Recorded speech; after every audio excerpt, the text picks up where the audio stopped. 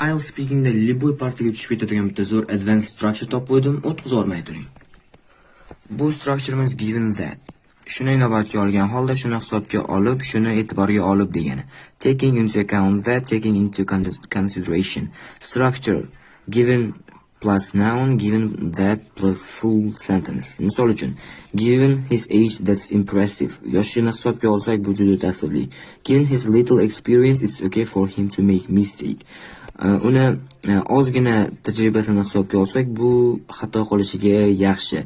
Given that he's so young, that's impressive. Uni juda yoshligini inobatga olsak, bu juda ta'sirli.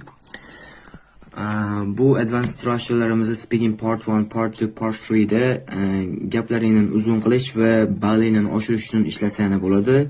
Bu 8+ structure. Ko'proq shunday advanced structurelar uchun obuna bo'lib, like bosib, ingliz tilini o'rganayotgan do'stingizga jo'natib qo'ying.